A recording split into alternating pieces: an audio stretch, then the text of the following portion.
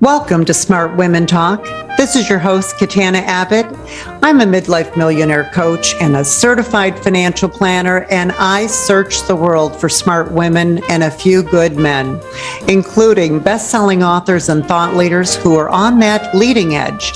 So join us for conversations on money, business, health, and inspiration so you can live with more purpose, passion, and prosperity. Hi, everyone. This is Katana Abbott, and I want to welcome you to Smart Women Talk. Today, we'll be speaking with Susan Salenger, who is the author of Sidelined, How Women Can Navigate a Broken Healthcare System. The book explores the various hurdles women must jump to get the healthcare they want. It examines the many ways in which women have been conditioned not to act on their own best interests when it comes to their health. So we're going to share some tips for managing your health, ways to be better informed about your health, and how to be your own healthcare advocate. Susan Salenger was born and raised in Los Angeles, and she attended UCLA to study English. After graduation, she worked alongside her husband, Fred, for 25 years at the production company Salenger Films, which produced corporate training and development films that were distributed worldwide. Today at 80, Susan lives in Northern California to be near her incredible family, which includes 2 daughters, 4 grandchildren, a cat named Max, and a dog named JD. When she is not speaking about her book or spending time with her family and friends, you will find Susan powerlifting to stay in shape. Welcome to Smart Women Talk, Susan. I'm so thrilled to have this interview with you. Thank you so much for having me. I really appreciate it. Oh, absolutely. I'm thrilled that you wrote this book. What was the reason that you decided to write this? Well, it's a long story that I promise I'll try to make shorter. But years and years and years ago, I had a personal experience where for some unknown reason, I agreed to some exploratory surgery that I was sure I didn't need. And I did agree to it. They did the surgery. I was fine. I did not need it. I mean, I was right. And I just really wondered, why did I do that? I was stunned at myself.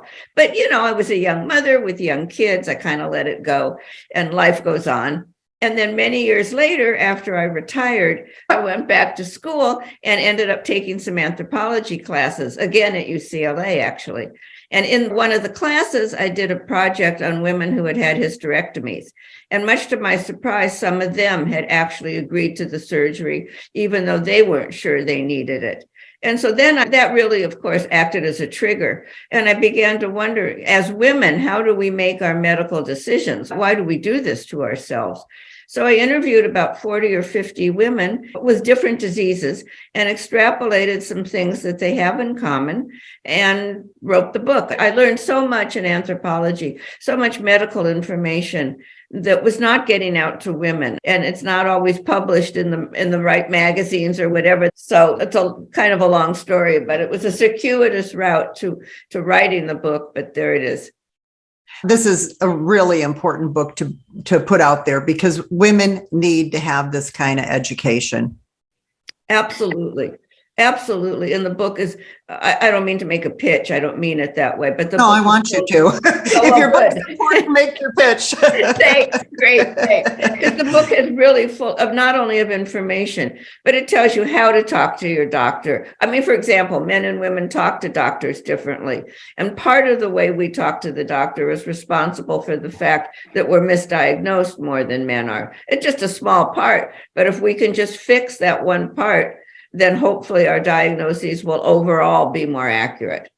Why are we misdiagnosed more frequently than men? Well, one reason, and I'm very guilty of this, when men talk to the doctor, they're very objective. They're very succinct. As women, we talk more about how we feel about being sick. I mean, a man will go in and say, I have a sore throat. I go in and I say, I have a sore throat and I don't feel good and I can't pick up my children and I've got this project due at work. And I go on and on and on and on. And that can lead the doctor to a more psychological diagnosis because obviously I'm stressed, and I am. But it started with the sore throat. My problem was strep throat or whatever. So that's one reason women are misdiagnosed more. And the other thing that is really quite serious is our diseases, and women researchers in general get less money research money than men. So we know less about women's bodies.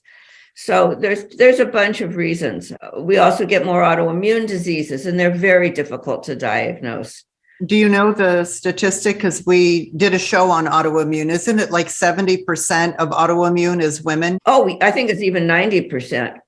I mean, it's way up there, and it can take a good 5 years. Those autoimmune diseases are really tricky because, first of all, there's not always a lab test. So you can't just take a blood test and say, oh, you've got strep throat, or you know what I mean.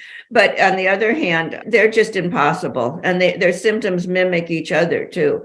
So it's really hard for a doctor to zero in on what you have and which particular one you have. Well, and I think one of the other problems is, especially with autoimmune, is the doctors, they have about 15 minutes, if we're lucky, with us, and they're supposed to diagnose. They're looking for symptoms, and then they're going to look to treat those symptoms. But, it takes a totally different kind of interview, I think, and testing to go very deep, to go to the cause. I'm a layman, but what I found is doctors are not going to the cause. They're going directly to the treatment, or, they treat the symptom with some kind of drug normally. I think that's correct. And I think that one of the things that I learned that I did not realize is diagnosis is not easy. There's somewhere between 20 and 30,000 diseases out there, many of which their symptoms mimic each other. I mean, if you go in and you say to the doctor, I have no appetite, I have no energy, I'm tired all the time, those are such general symptoms, and they're probably 1,000% accurate. But you know how many diseases those symptoms can fit? I mean, a doctor can't keep up, which is one of the chapters in my book that's particularly important, is why you should always get a second opinion. A diagnosis is really a personal interpretation of the doctors of your symptoms. So, for example, and I thought this was fascinating, but we see what we expect to see. So whatever your symptoms are, they might appear like stomach issues to a gastroenterologist, stress to a psychologist, the very same symptoms. But what we're accustomed to seeing is what we think it is, and legitimately so. So it's a tricky business. Wow. Yeah. And this whole idea, though, with treating the symptoms with drugs, that's a trial and error as well for them. Yes. They'll prescribe something, and then it may or may not help you. And then possibly there's more side effects from those drugs. And then you come back and then they give you another drug. Absolutely. It's very important, I believe, to really research not only your diagnosis. When you leave the office, you want to go home, if you have access to a computer, research your diagnosis and research your drug. Well, I'll tell you an interesting story about why you should research your drug. I'm one of the very lucky people in the world, and I very rarely have pain, very rarely. Never had a bad back in my life. I mean, it's just, thank gosh. So I wake up one morning and I've got a sort of a sore thumb, and I let it go. But a month later, it was still hurting. And because now I wrote this book, I decided it was, brain cancer that had metastasized to my thumb or something. So I got very upset, went to a rheumatologist, and she said, you simply have arthritis, take these pills. And so I said, oh, sure. But I said, I'm on Lexapro for depression. Is there any interaction between them? And she said, no, absolutely not. You'll be just fine. But because I wrote my book, I went home and I researched, and she was mostly right. It turns out that 99% of the people do just fine, but 1% of the people get brain bleeds. So now I'm thinking, I've got a sore thumb, and if I'm in that 1% and I get a brain bleed over my thumb, I'm not doing it. So I threw it out. My thumb is fine. But she was right, but she wasn't right. And I needed to be able to really assess the benefits versus the risks of what I was doing. And, I have to tell you, when you go in to talk to a doctor, they are so brilliant. When you think of what they have gone through to get to where they are, and then they have all this experience, that they are like God, right? Yeah.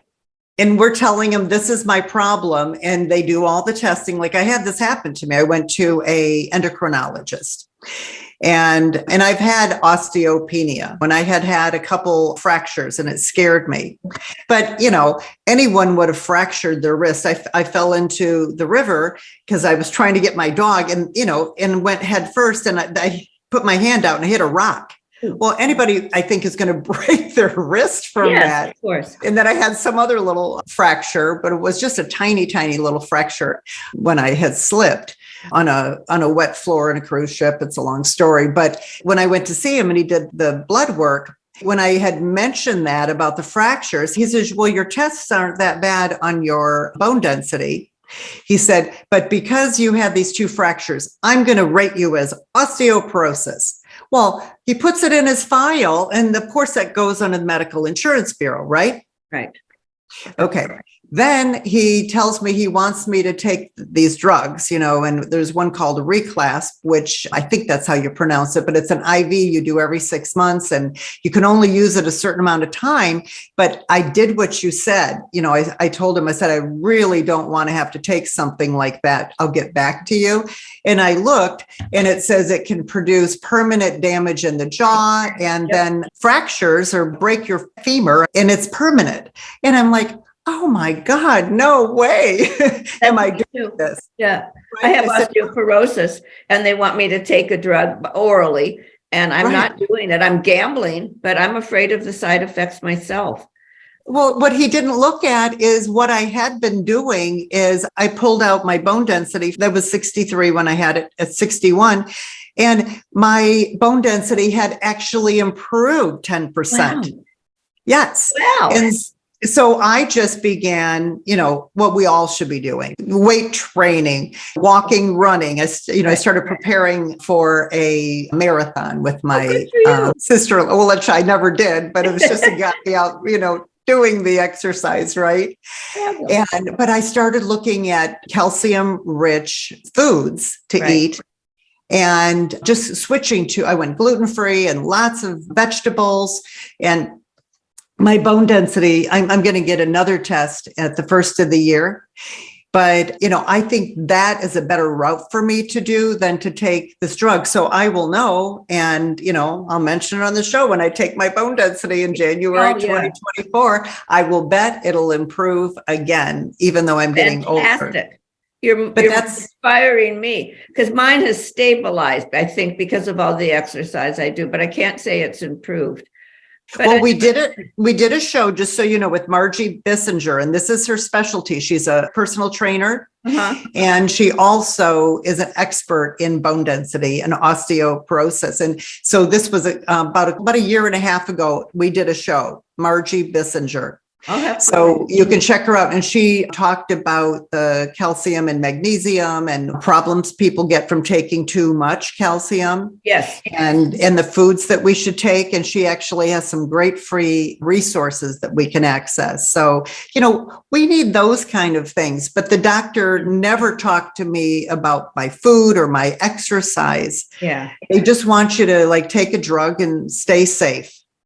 You're right. Absolutely. No. And that does happen. And one of the things I've learned that to always ask my doctor is, what happens if I don't do that? What happens if I do nothing? Or is there another possible medication I could take, or another possible diagnosis?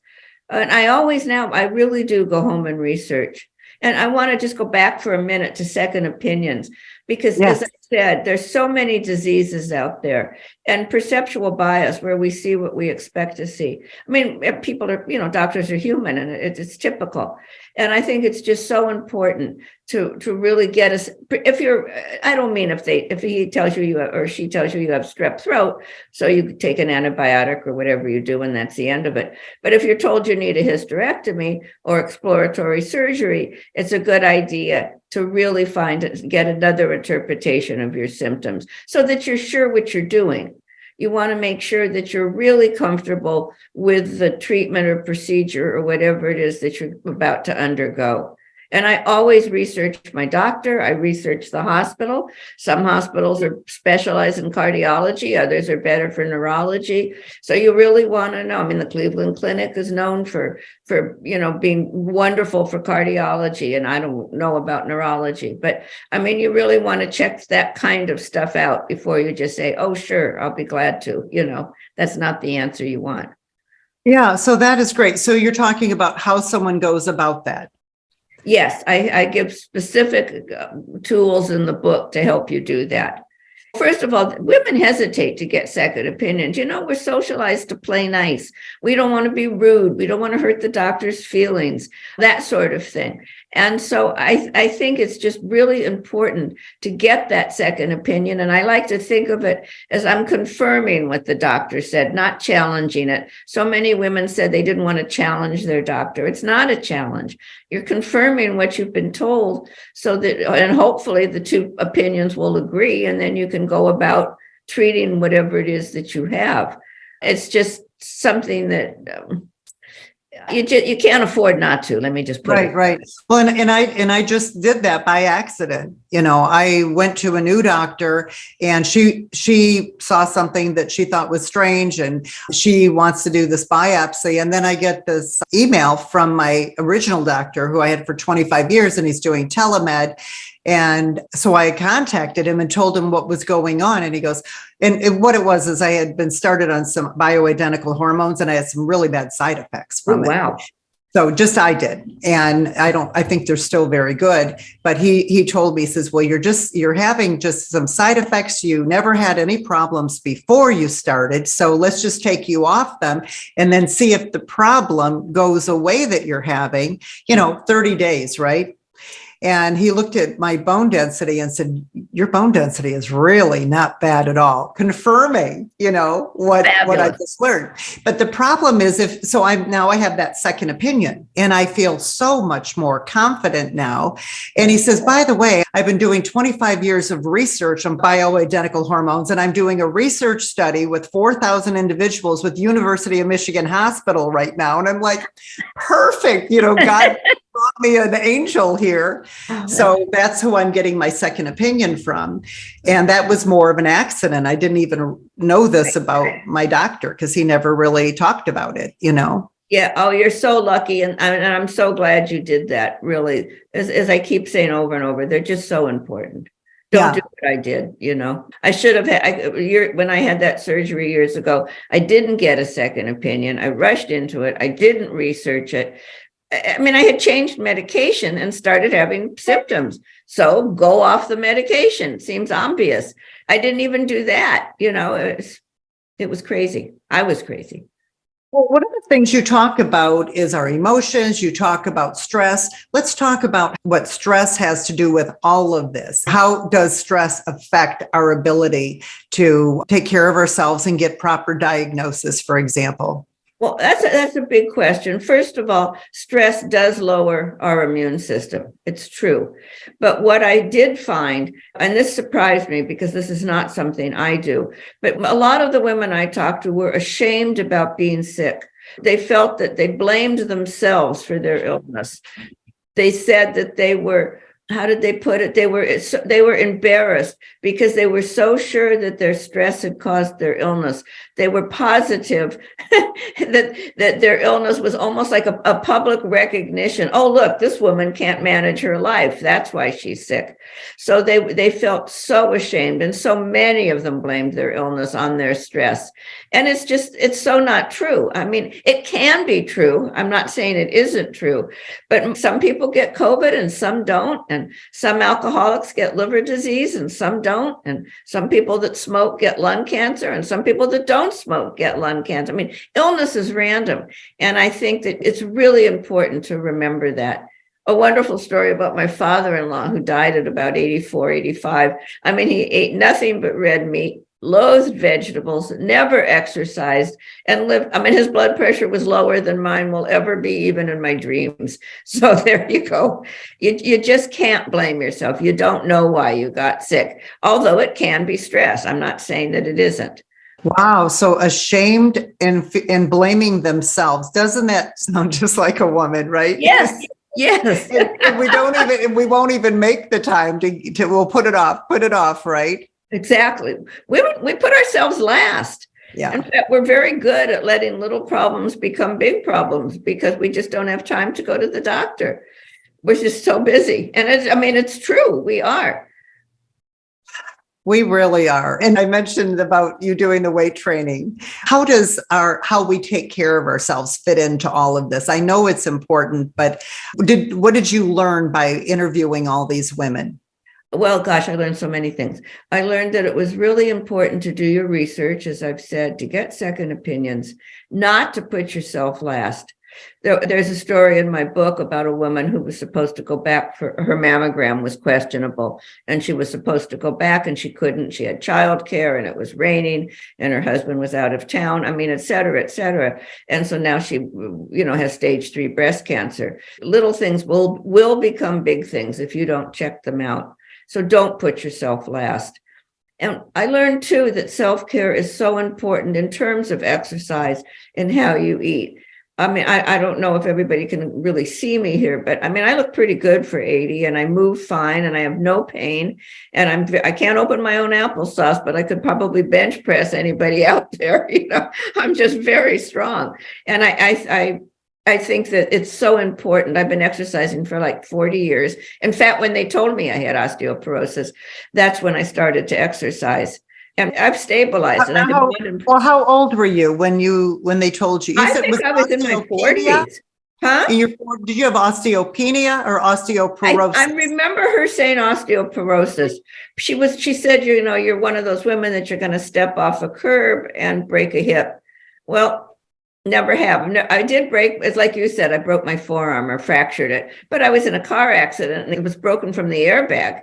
Anybody would have broken. That's what I mean. So, yeah. Sometimes anybody can break a bone, I guess, unless, with young people, they still break bones. You see that, but they're more pliable, I guess, right? Yeah. Well, and they heal faster. So let me tell you something, and I've mentioned this before on the show, which is so important. My trainer said that wherever you are with your health, by the time you're 70, you can take that into your 80s and 90s if you keep that up. He says, but if you wait till 70, he said, you're not going to be able to improve much at that point. And I remember taking my mom in her 70s to the health club, and she had developed dementia. Mm-hmm. And she was working away, and he said, you know what? He says her muscles aren't firing and she's going to get injured here, like on the treadmill and stuff. So the fact that you were told that 40 years ago and you started weight training, and see, when I read bench pressing at 80, you couldn't just that up at 70. You have to start this when you're younger. Otherwise, you're having to work with the little tiny weights and, Well, I think the secret to having a healthy old age, besides good genes, good luck, and not too much stress, frankly, is preparation. And preparation really means working out, eating well. I don't quite agree with your trainer. I think you can start at any age. I've read about people in their 70s and 80s who have made huge improvements. Now, maybe it's fewer than if they had started at 40. That I don't know. But I don't think I don't know who your trainer is, but I don't think they're right. I could be wrong. I don't know. It was a great big guy. Yeah. But he did have a woman in there. I needed both knees replaced at the time, and I was really struggling. And this had to be 8 years ago, I would guess. But he had a woman over 70 who had both knees done, and she would take like a jump and jump up on a platform. Oh, yeah. She showed me video of her, how great she was doing. And it was so motivating for me. So I don't think he was saying you can't, but we really have to start when we're younger to get that momentum and get the muscles built when our body is able to do that easier. I think that's true. Because it becomes very hard, right? Yeah, and sure. more chance of injury and stuff like that. Well, and I just think the preparation that all of these years of working out has really helped me today. I think it's finally paid off because I don't love it. I'm not an exercise fiend. In fact, I get bored to tears, but I do it because of my bones.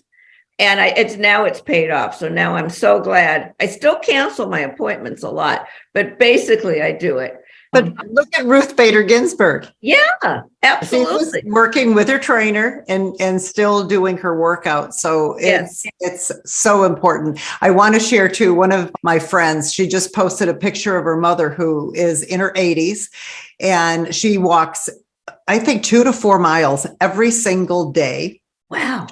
And now her daughter's been doing it too, but she looks maybe 60, and she just got married to a guy 72. Oh, that's fabulous. Fabulous. And I have a friend that's 94 that is still working out. So, you never know.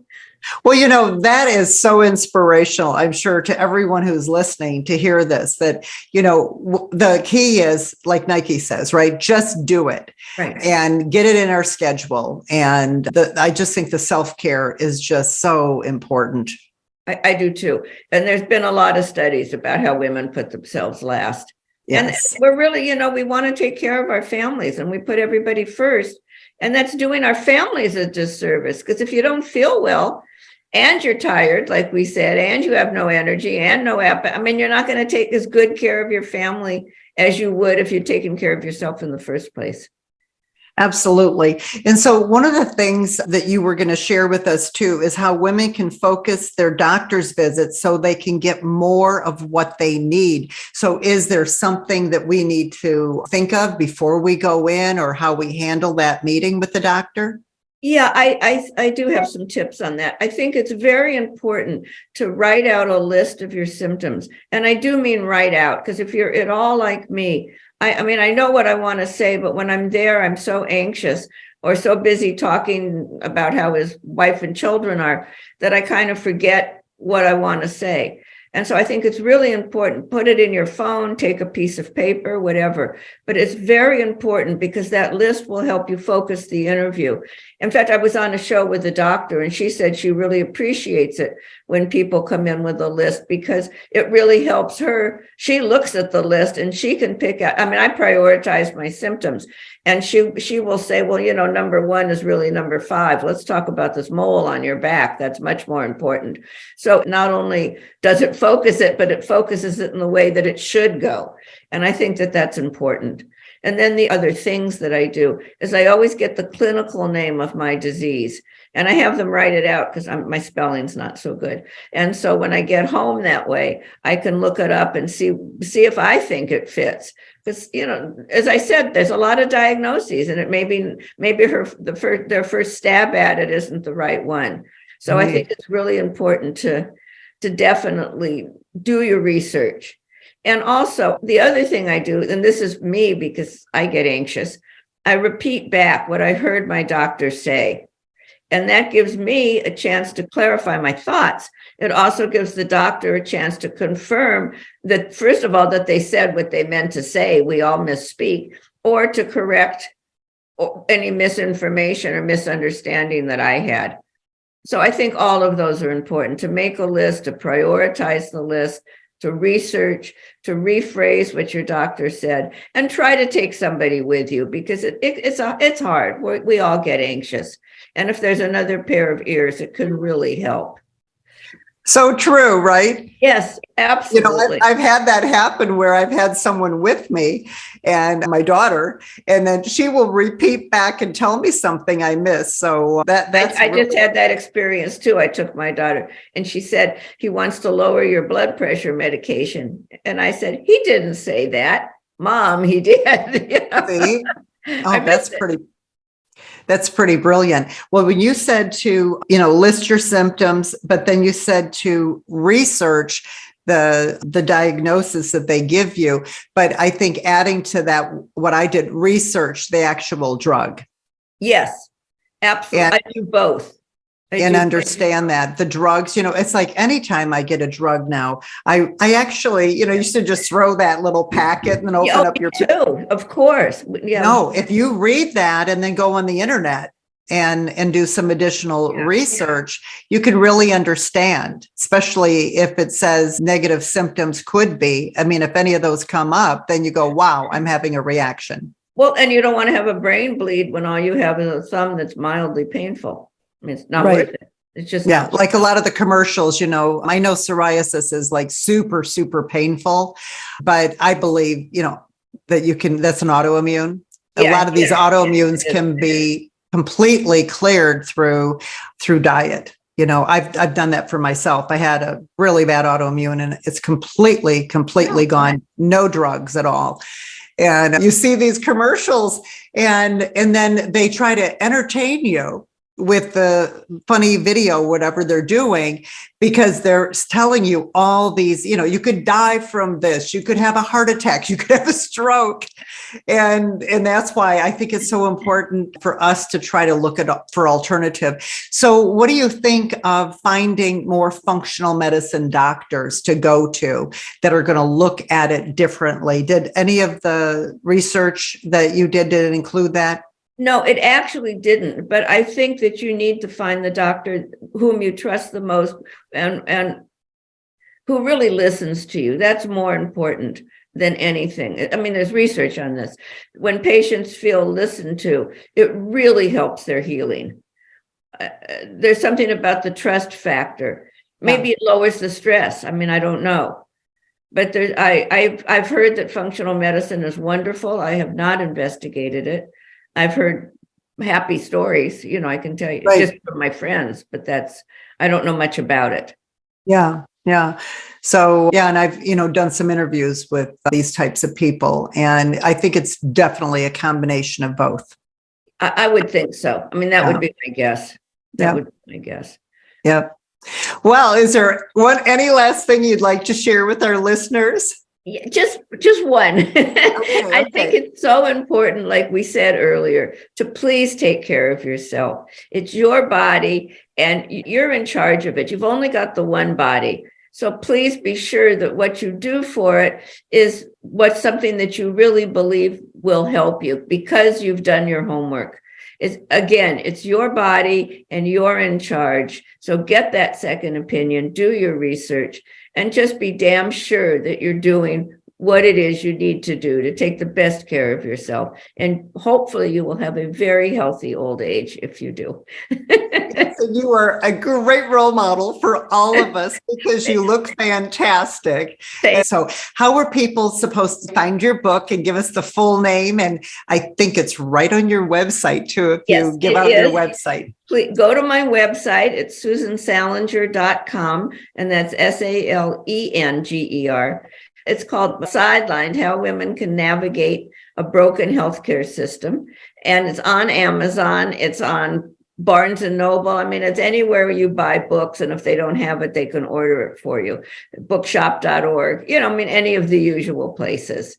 And fantastic. I think I'm going to give you some advice, which is to buy the print copy rather than the Kindle. It's a reference book. It's a resource. You want to have it on your bookshelf. I've been told from people that have bought the Kindle that they don't use it as much. It's just different. You want to handle the pages and you can look up where, I don't know, it's just better.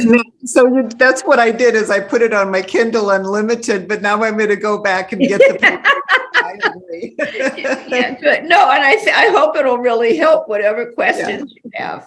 Yes. Well, thank you for sharing your wisdom with us today. And I appreciate all the work that you put into it and how you tied your anthropology background into doing this research. You know how to do research. And I can't wait for our listeners to get your book. So thank you for being here. Well, thank you so much for having me. I really enjoyed it. And I so appreciate you inviting me.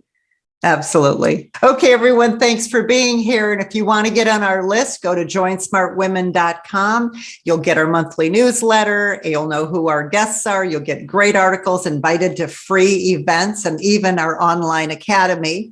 Go to joinsmartwomen.com and then be sure to like us and subscribe to our podcasts. So until our next show, go out and live with more purpose, passion, and prosperity.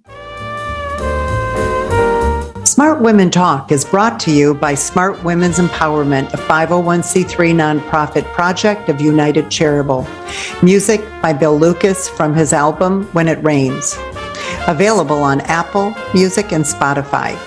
Catch us wherever you listen to your favorite podcast, and be sure to join our free community at joinsmartwomen.com to access all our free Smart Women resources.